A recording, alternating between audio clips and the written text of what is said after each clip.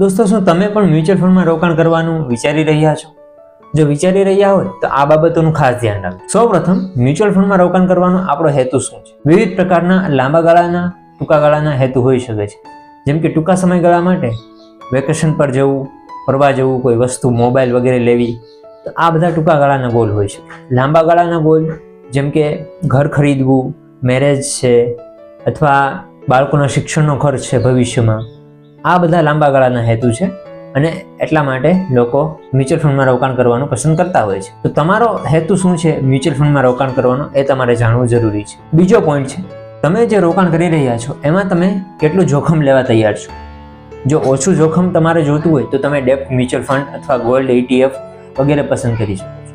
અને જો વધારે રિટર્ન તમારે જોતું હોય તો તમે equity mutual fund, hybrid mutual fund, flexi mutual fund એવા ઓપ્શન પસંદ કરી શકો, જેમાં કમ્પેરિઝનમાં રિટર્ન વધુ હોઈ શકે પણ એમાં સાથે સાથે રિસ્ક પણ હોઈ શકે છે. ત્રીજો પોઈન્ટ જે ખાસ ધ્યાન રાખવાની જરૂર છે એ છે સમયગાળો. મોટાભાગના લોકો મ્યુચ્યુઅલ ફંડમાં રોકાણ કરવાનો શરૂ તો કરી દે છે, SIP સ્ટાર્ટ કરી દે છે, પરંતુ એવો લાંબો સમય સુધી રોકાણમાં ટકી શકતા નથી, લાંબો સમય સુધી રોકાણ કરી શકતા નથી. અને એના કારણે આપણે જે કમ્પાઉન્ડિંગ છે એનો લાભ આપણને મળતો. મિનિમમ આપણે 5 વર્ષ સુધી સતત રોકાણ કરવું જોઈએ મ્યુચ્યુઅલ ફંડ જેવી વસ્તુમાં, અને વધુમાં વધુ જેટલું આપણે લાંબા ગાળા સુધી રોકાણ કરીશું એટલો જ આપણને ફાયદો થશે અને કમ્પાઉન્ડિંગનો જે લાભ છે એ આપણને મળતો રહેશે. સાથે સાથે એક પોઈન્ટ એ પણ યાદ રાખો કે આપણી ઉંમર જે છે એના આધારે આપણે રોકાણ કરવું જોઈએ.